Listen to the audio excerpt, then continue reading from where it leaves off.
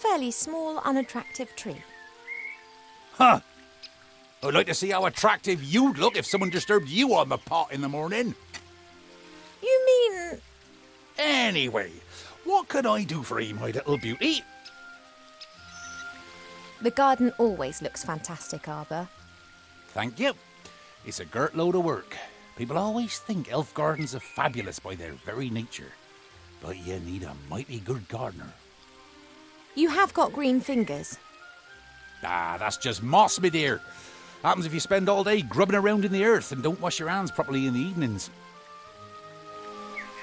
You tree shepherds do a great job. Tree shepherds? The trees just stand there. Why do they need a shepherd?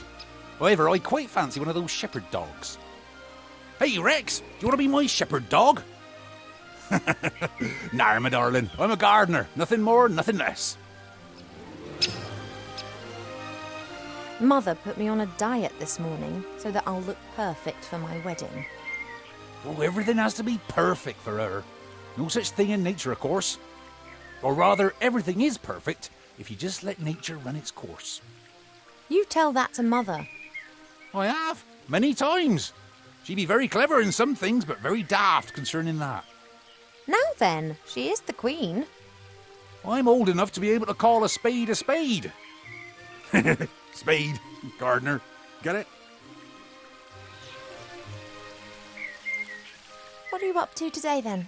Got much on? Oh, the usual. You know, it never rains in the Elfborough, but the flowers need their water, so I water them every day.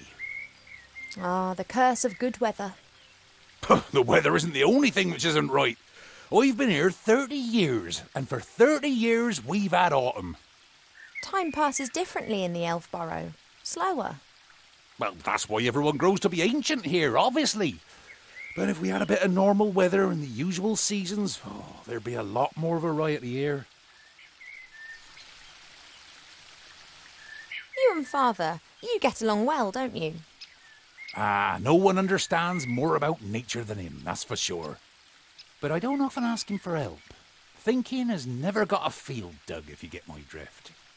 He's just more of a theorist. Ah, the mud on your feet, the smell of fresh earth, all that joy and life. And he's missing out on the lot by just sitting around up there and doing nubbit. I have to get on. Yep, got a bit to do myself. I just don't know what's wrong with that plant over there.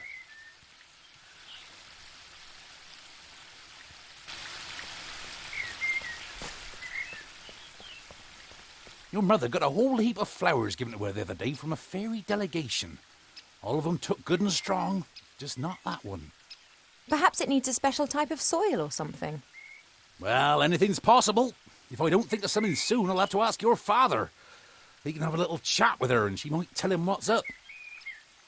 If you're going in, it'd be nice if you didn't tell my mother that you saw me out here. Oh, you playing hooky again? My lips are sealed.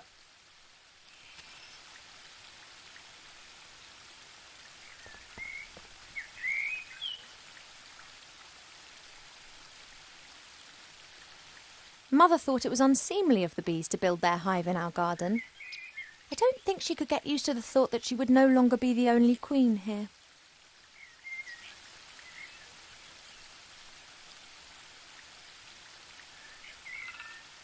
This is Mother's mirror. It's said that you can see into the furthest corners of the land and know what's happening in every part of the world. At the moment, it's no more than a shallow bowl. The water's missing.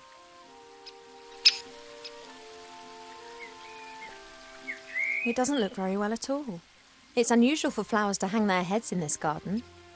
Normally they blossom in our good earth, not to mention the power of Arbor's green fingers.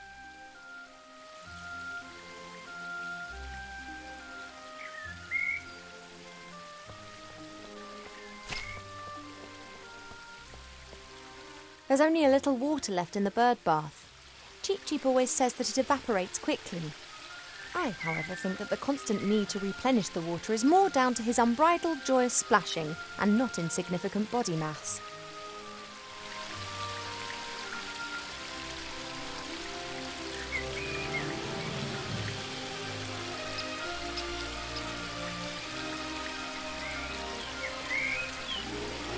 There are elf-made ponds and streams all over the palace ground. Their water's said to have healing powers. No wonder considering where it comes from. That's a weeping willow. It appears to be so content it looks anything but sad.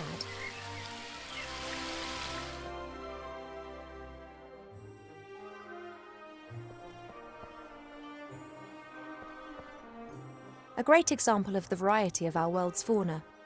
Some of the ideas Mother Nature has can be quite off the wall.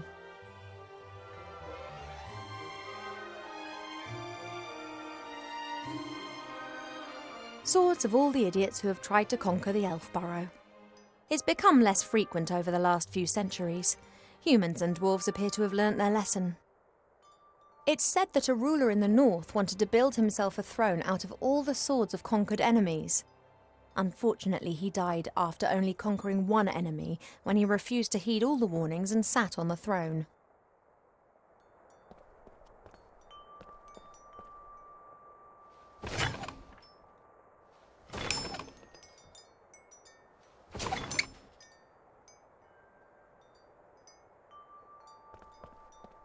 There's a selection of cubes here. For a while, it was all the rage at official state visits to give geometric presents.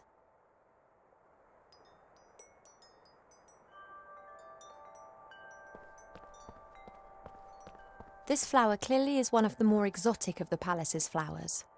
It comes from a country in the deep south beyond the deserts. It's said that the flower of this plant used to be sent as a declaration of war, or if one wanted to deprive someone of all sense. Why do so many people hate this flower? Perhaps it has an abhorrent smell.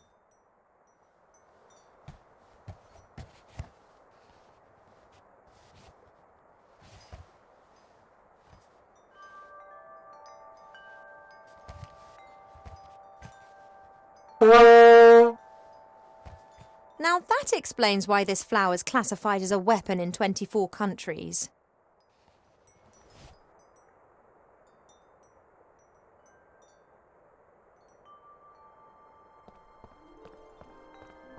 A present from one of the northern kingdoms.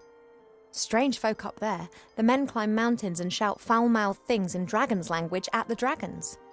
I think it's some kind of test of courage.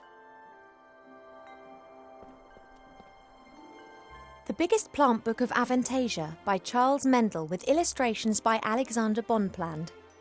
A standard reference book that Arber always used to consult every now and then. However, he insists that he now knows it off by heart. Perhaps I can help Arber solve the problem with that flower. Let's take a look.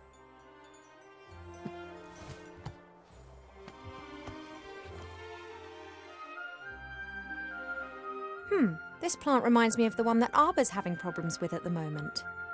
Love lily. The love lily enters into an enduring relationship with another plant very early in its life, which frequently lasts its lifetime. If the partner plant dies, then the love lily does not normally survive the separation. Giant beans, also known as magic beans, are very rare. They are the fastest growing plant variety known. Because of the beans' high costs, they are almost exclusively used by the military, for instance, in storming high-walled castles. Killer tomatoes are the most devious of the meat-eating plants. Disguised as tomatoes, they hunt on allotments for defenceless humans. Mandrake should only be cultivated by experienced gardeners. The cry of the baby mandrake can kill anyone within 20 metres instantaneously. The tree of wrath bears fruit several times a year. These grapes of wrath are bad-tempered beasts that can lay whole areas to rack and ruin. Steel magnolias look like normal magnolias, but are some of the toughest plants on earth. They can be softened using tragic women's stories and subsequently may be picked. The wood of intelligent apple trees is often used for equally intelligent and beautifully shaped living accessories of all types. For a long time, botanists thought that it may be possible to find other intelligent fruit varieties. So far, the search has proved fruitless. Guard plants, Vigilia audriensis, belong to the oldest domesticated plants of humankind. They have been especially valued in times of famine as they do not require as much food as, for instance, dogs. They can sometimes develop an unhealthy taste for blood. Baritones.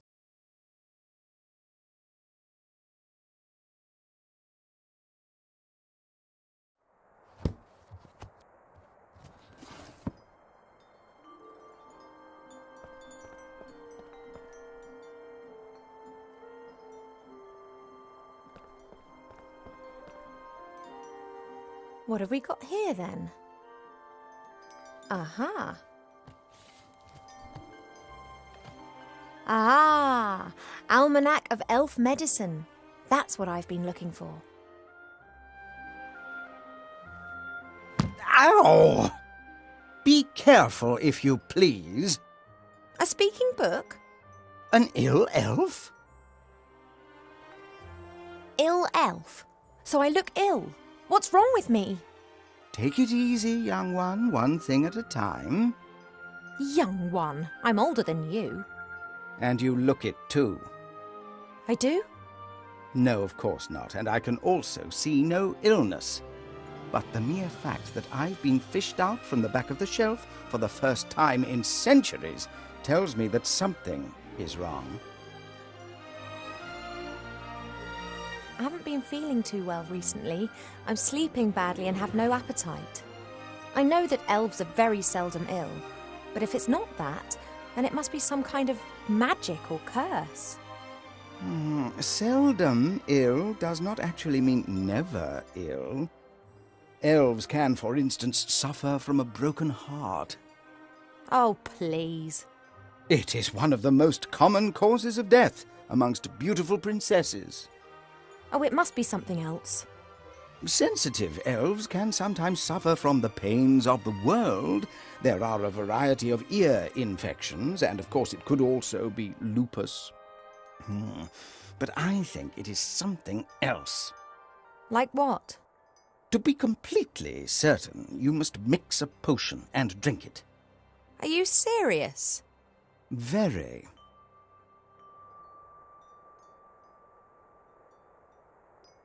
Are you actually qualified to make a diagnosis? And why can you talk? I am a magical medicine book. That actually serves as an answer to both of your questions. I've never encountered a talking book before. Of course not. I am the only talking book here. That's the problem. In the magical library in Seastone, all books can talk. Things really get cooking there, believe me.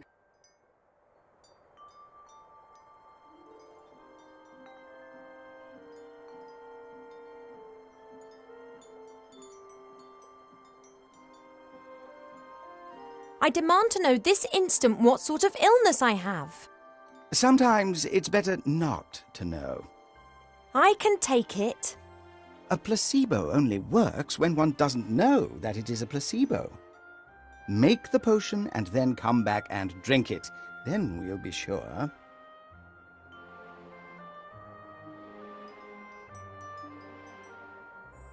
And if it's lupus? Have you been bitten by a wolf of late? No. Then it can't be lupus. No, I'm pretty sure it's something else.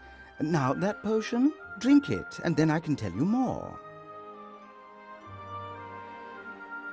You were probably given to us by someone from Seastone, right? Right. I was a complete idiot and actually volunteered.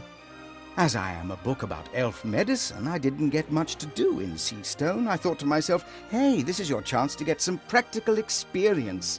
Wrong. Yeah, we elves don't get ill much.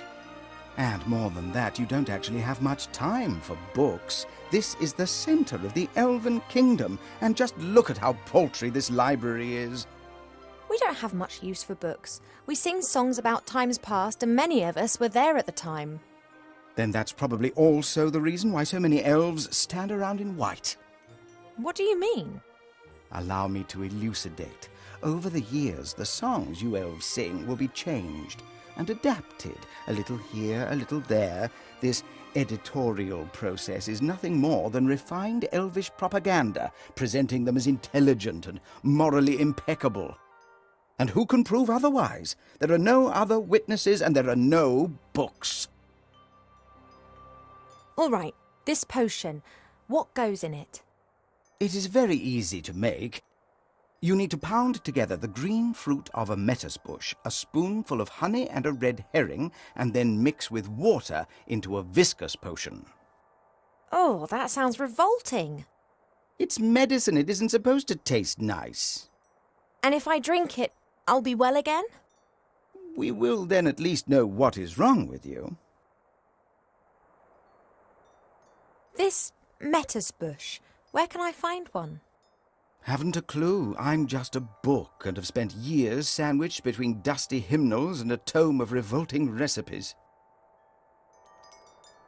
A red herring? Are you serious? Of course, why not? Red herrings are known all over the land as particularly useful fish. Their uses in the areas of medicine, cuisine, and literature are too numerous to mention. All right, so I've got a red herring. Thank you. I think that's all for now. Normally, it's me that ends patient consultations. You are only a princess, but I am a doctor.